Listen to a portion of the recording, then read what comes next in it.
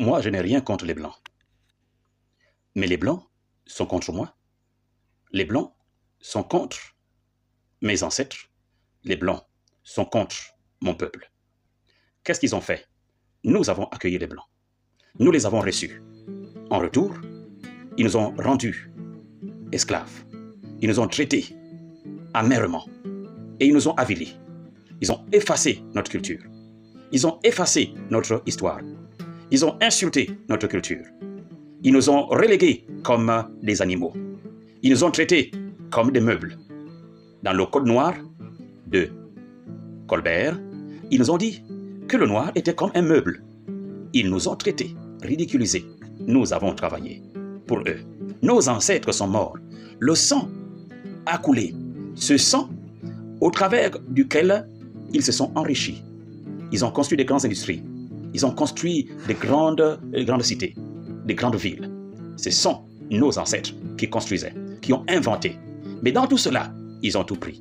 Ils ont effacé. Puis, plusieurs années plus tard, ils reviennent de nouveau en Afrique. Ils pillent nos richesses. Ils prennent tout ce qui est de nous. Ils construisent leur monde.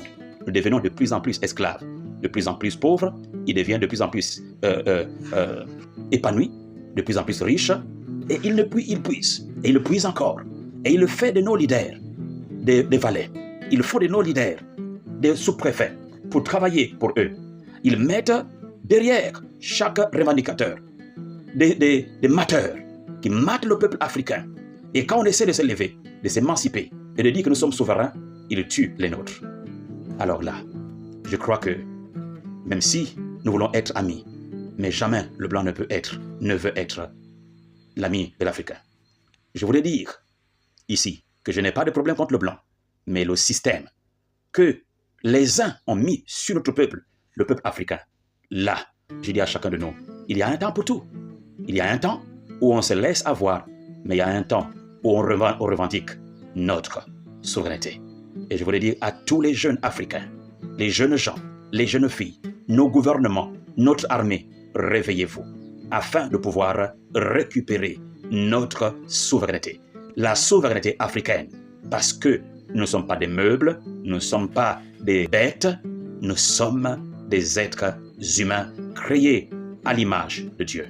Et l'homme, qu'il soit noir, blanc, rouge ou jaune, nous sommes tous égaux devant Dieu.